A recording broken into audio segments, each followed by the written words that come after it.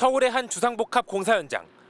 짓담한 건물 옆으로 목조 자재가 수북이 쌓여 있습니다. 타워 크레인은 작동을 멈췄습니다. 미분양으로 시공사가 자금난에 빠지면서 공사가 중단된 겁니다. 좀 위험하다 하고 계속 집안에서 분양이 안 된다고.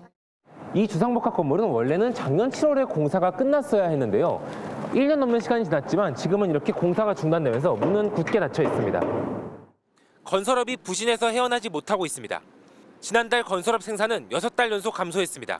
지난 2008년 이후 16년 만입니다.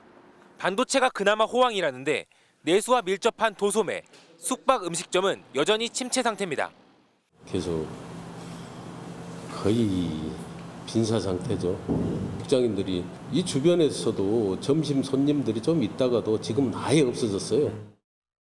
손님들도 주머니 사정이 안 좋고 한 푼이라도 더 절약한다는 그런 마음이 있는 것 같아서.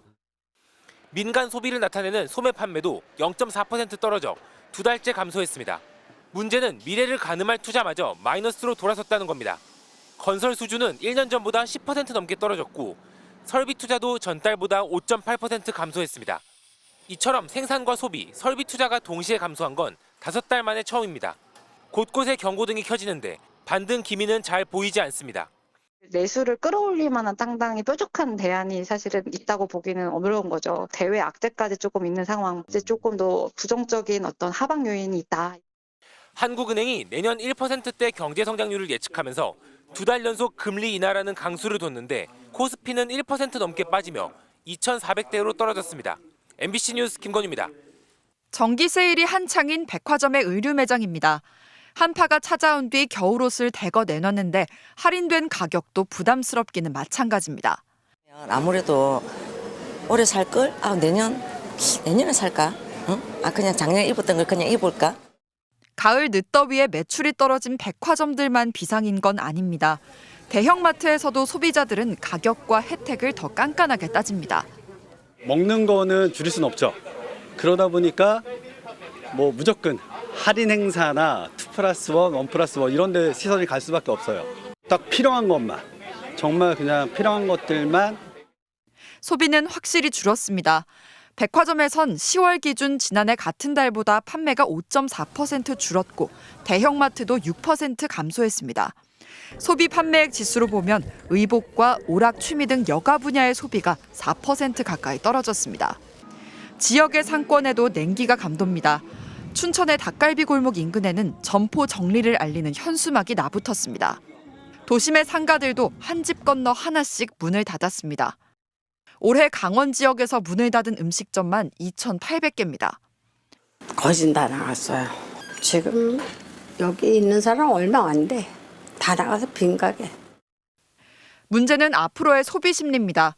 수출이 둔화되고 고용도 불안한 만큼 경기 회복에 대한 기대감이 떨어져 내수 회복이 그만큼 더뎌진다는 겁니다. 경기가 나아질 것 같아라는 생각들이 있으면 사실은 소비 수준을 갑자기 확 낮추지는 않거든요. 더 어려운 상황이 벌어질 수도 있을 거야라는 생각들을 하게 되니까 현재의 소비를 줄이게 되는 그런.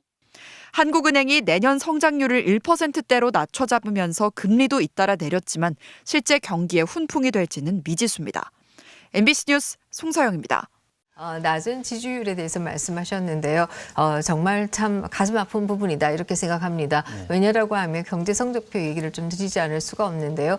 역대 최대의 수출을 기록했습니다. 역대 최대의 외국인 투자를 기록했습니다. 이로 인해서 수출이나 외국인 투자의 경우에는 일자리를 만듭니다. 문재인 정부에서 일자리를 대통령 명령 1호로 했음에도 불구하고 일자리위원회나 일자리가 완전히 그 당시에 상당히 나쁜 방향으로 갈 수밖에 없었는데요. 여기에 반해서 최대의 수출, 최대의 외국인 투자가 이루어지면서 최대의 취업률을 보이고 있고요. 가장 낮은 또 2%대의 실업률을 보이고 있습니다. 뿐만 아니라 이 때문에 월드뱅크와 같은 기관들은 정말 이 성장의 슈퍼스타다 이런 평가를 하고 있고요. 이런 것이 국내 언론에 잘 소개가 안 돼서 제가 지금 일부러 좀 말씀을 드리고 있는데요.